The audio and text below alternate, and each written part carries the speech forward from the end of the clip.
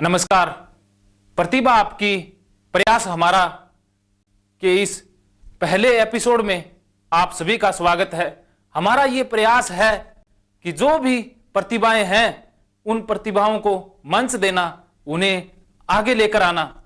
हम सिलसिलेवार रूप से ये एक श्रृंखला शुरू करने जा रहे हैं। आज उसका पहला एपिसोड है। हम वास्तव में चाहते हैं कि प्रतिभाएं सामने आए, उन्हें मंच मिले। एक काउंसलर और साइकोलॉजिस्ट होने के नाते मुझे हमेशा ये कमी खलती रही कि प्रतिभाएं हैं, उन्हें मंच नहीं मिल पाता है, उन्हें वो पहचान नहीं मिल पाती है।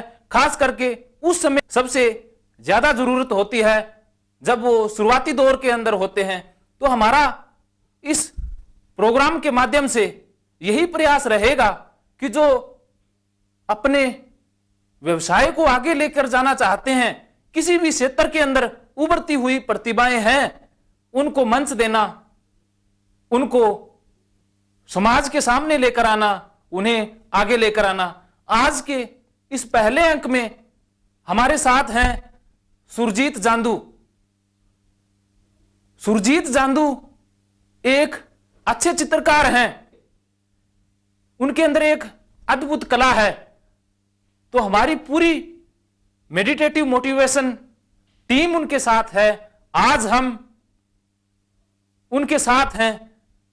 सुरजीत जांदू जी, आपका हमारे प्रोग्राम प्रयास हमारा, प्रतिभा आपकी में स्वागत करते हैं।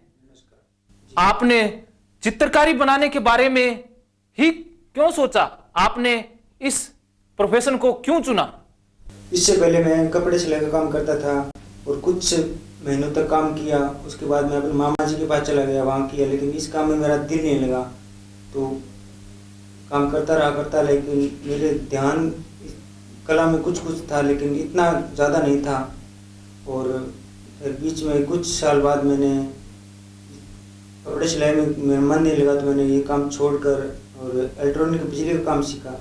वो काम, उसमें मेरा दिल नहीं लगा। फिर घर पर मैं कुछ ऐसे सिंपल पेंसिल से कुछ पक्षियों के कुछ ऐसे चित्र बनाने लग गया। मेरा रोजाना एक तरफ थोड़ी कला में हो गया। धीरे धीरे मैं इस काम को आगे बढ़ाता रहा। आपको कब लगा कि आपके अंदर एक चित्रकार छुपा हुआ है?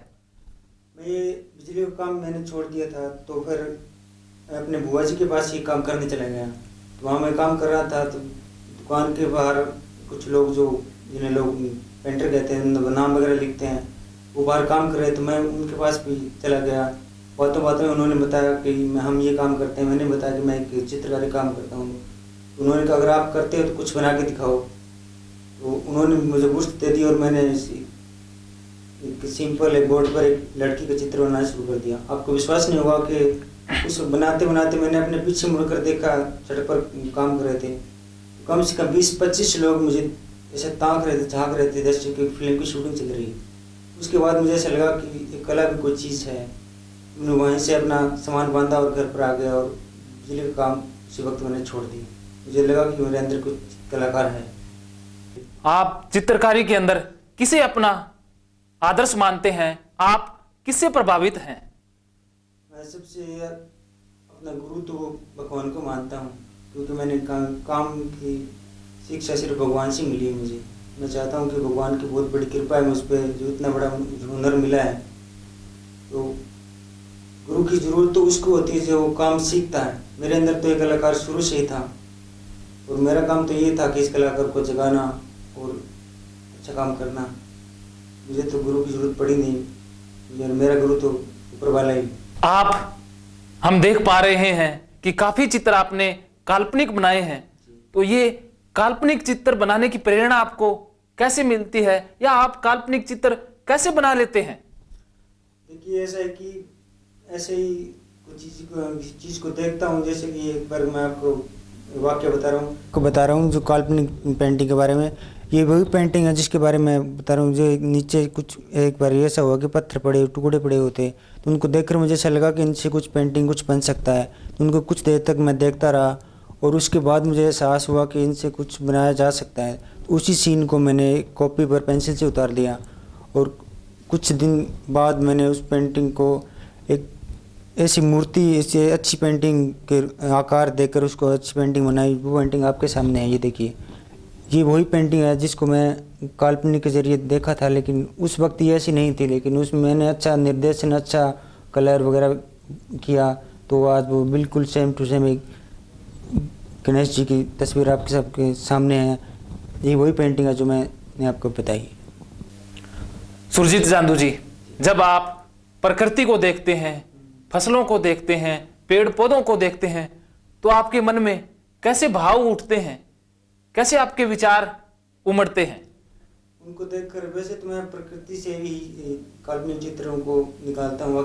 मेरी एक खासियत ये है कि मैं किसी का नकल नहीं की, ना तो आज तक की है, ना ही कभी करूँगा। प्रकृति को देखकर मुझे ऐसा लगता है कि हमारे आसपास बहुत सारे ऐसे काल्पनिक चित्र छिपे हुए हैं, बस ज़रूरत है तो उनको ढूंढ कर निकालने की और अच्छे कलर भरने की, पेंटिंग बनाने की। जब आप चित्र बनाते हैं तो किन खास बातों का आप ध्यान रखते हैं? देखिए, वैसे तो बहुत सी छोटी छोटी बातों को ध्यान रखना पड़ता है, ब्रश को किस दिशा में लेकर जाना है, कब घुमाना है, कौन सा कलर कहाँ भरना है, लेकिन जो मेन बात है वो ये है कि जैसे किसी लड़की का चित्र बना रहे हैं तो ऐसा ना हो कि लड़की का बनाते बनाते किसी लड़के का बन जाए। इसीलिए छोटी छोटी बातों का ध्यान रखना पड़ता है। मेन बात तो ये है कि जिस चीज़ को हम बना रहे हैं वो चीज़ अच्छी और सुंदर बननी चाहिए। आज प्रतिभा आपकी, प्रयास हमारा कि नंबर 1 एपिसोड में हमने सुरजीत जांदू चित्रकार से बात की।